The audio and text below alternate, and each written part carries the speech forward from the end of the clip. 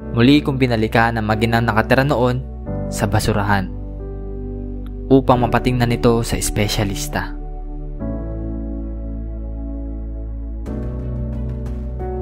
At ito nga ang naging resulta.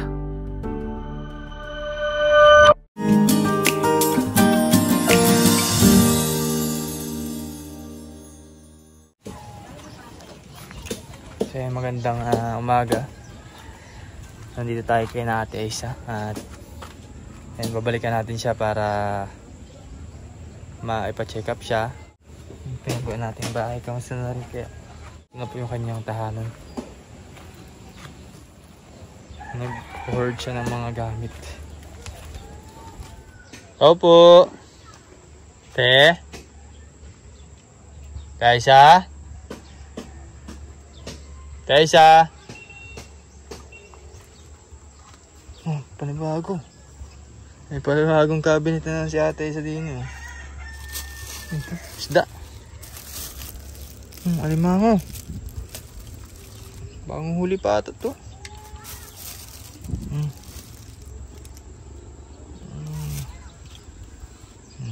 Bago na naman siyang gamit. Walang tao. Aisa?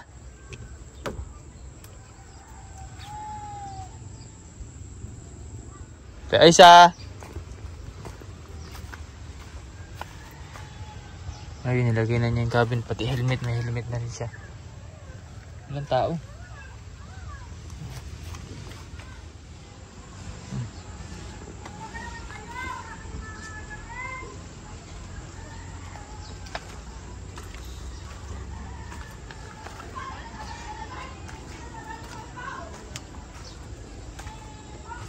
Walang tao. Parang wala natin kanyang solar. Nanggal ng solar.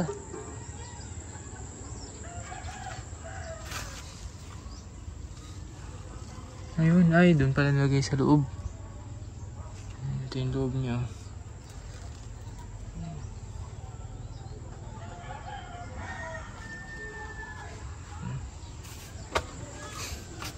Saan si Ate Aisa kaya?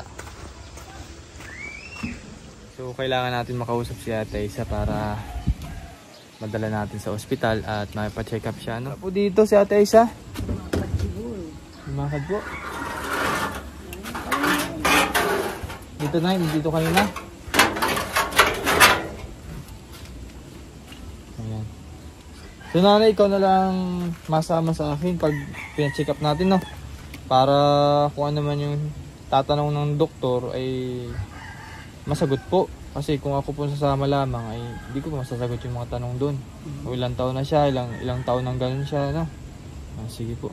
So antayin lang natin para makausap ko rin. Kasi nakausap ko na kahapon eh. Te! Parito ikaw! Ayun, nandun pala sa labas. Ano yun, nandun sa labas?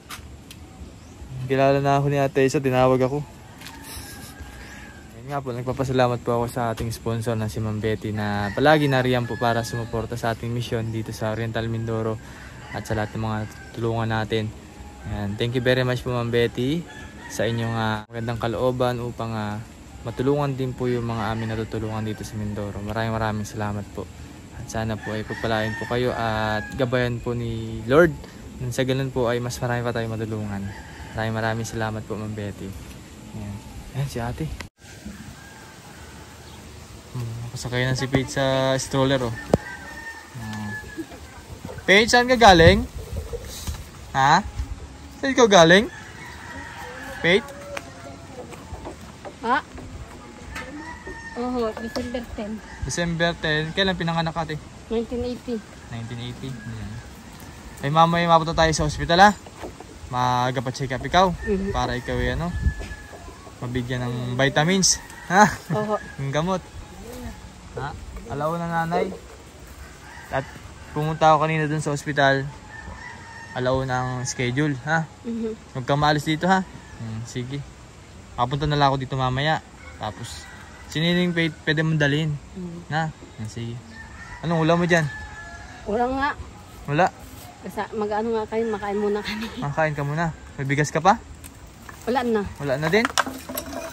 Parang napansin ko doon meron kang... Nagsaing lang kami. Parang may isda ka doon? Oo. Saan galing? Galing ngayon dyan. Pinanghingi mo? Mukhang masarap yan. Ano, luto mo doon? Gatan. Ba? Ayos ah. Mga Ay, alimango muna kami, baka gutom kami doon. Kain ka muna para di ka mahilo doon. Taglit lang pati naman yan. Hello, Pete. Kamusta ikaw? Tawa naman agad ay. Ganyan ang pamasko. Ano? Ano, kumusta? Sila na, kasama mo ito. Po? Sila na. Oo, kami lang nga ni. Kailangan natin isama si nanay para hindi na. explain natin yung kung ano yung... Hindi man. Ha? Hindi man kasi malimit kami nag-aandin hindi kami pwede magsama ng ano eh. Bakit? Hindi. Sige. Hindi natin nasama si nanay. Kami na lang. Oo, sige. Salamat po sir, pasensya na kayo sa... Kailangan talaga natin isama din si nanay. Nanay, masama ka ha. Ikaw ay masakay na lang sa ibang tricycle. At si ate ay isang tricycle para magkahiwalay kayo, para hindi niya alam na magkasama. Ha? Sa Bertuccio lang ho. Sa may Papandayan. Alam naman ng po tricycle. Ay, kasi hindi ko pwedeng di isama si nanay. Wala akong ayaw ba samahin si nanay? Turo na rin ba? Mas maganda may natulog. Sinabi ko lang sa kanya na sige, hindi na lang sama si nanay para walang problema, para hindi na mag-isip siya. Basta... Mas magandang una po siya din. Sige nanay, alawan na lang mabalik ako dito. Sige po, thank you po. Sige po sir, salamat po, ingat po sir. Opo.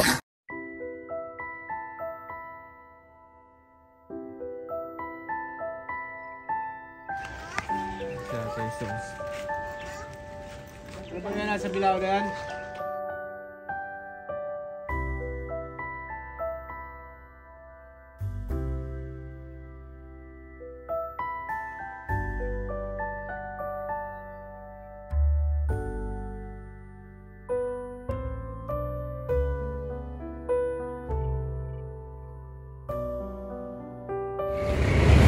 So yung mga babayan, tapos na po check up si Ate Aisa. At yun nga po yung naging findings ay wala naman pong nakita si Doc. Kasi aware naman siya sa mga nangyayari, kung ano po yung mga tinatanong ni Doc ay nasasagot naman ni Ate Aisa. So siguro may dating lang talaga na minsan siguro gutom si Ate Aisa kung ano-ano yung mga naiisip. Minsan gano'n naman talaga yung tao. Pag tayo nagugutom, kung ano-ano na po yung naiisip natin. Kailangan daw unang gagawin, intindihin na lang si Ate Aisa kung ano man yung sinasabi niya or naging problema niya. Suggestion nito, kaya intindihin niya lang si ate kung ano po yung nakikita. Wala na resetang maintenance, so humingi na lang kami ng vitamins para kay Ate Aisa, para may mainom siya ng vitamins. So nanay, masabi daw po nito kay wala daw pong kailangan na ibigay na gamot, kasi si ate naman ay aware naman o alam naman niya na kung ano yung nangyayari. Siguro nanay minsan nagugutom siya or talagang problemado, gulong-gulo yung isip niya. Kaya minsan siguro po kung ano-ano po yung naririnig ninyo, baka naguguluhan siya minsan, walang nireseta na gamot si Doc kasi aware siya kung ano yung mga nangyayari po sa paligid niya. Kasi tinatanong naman si ate, nasasagot naman ni Ate Aisa kung ano po yung problema, Siguro yung kinaugalian na lang niya talaga minsan yung pag-uwi ng mga gamit, kasi baka mamaya may benta niya pa. Lahat siguro nung nakikita niya ay may halaga, kahit nasiraan na, pagdating ng panahon may ibenta niya kahit na 5 piso, maliit na halaga, ay yun siguro nasa isip niya po, kaya mahilig siya mag-ipon ng gamit na kahit sira na nandiyan pa rin po. Ito Ate Aisa, yung yung gamot na iinumin mo, multivitamins to para pampalakas ng resistensya, para di magkasakit din si Nining. To 1 time sa day lahat to, 1 beses mo lang inumin sa isang araw. 1 beses, baka nga may madamihan mo. Ilan po? 1 piraso. Sige, may bag ka dyan? Lagyan mo muna dyan sa bag mo para humingi na lang po ako ng multivitamins na pwede kay Ate Aisa, para iwas sa sakit din si Baby Pate. Tara na, awi na tayo.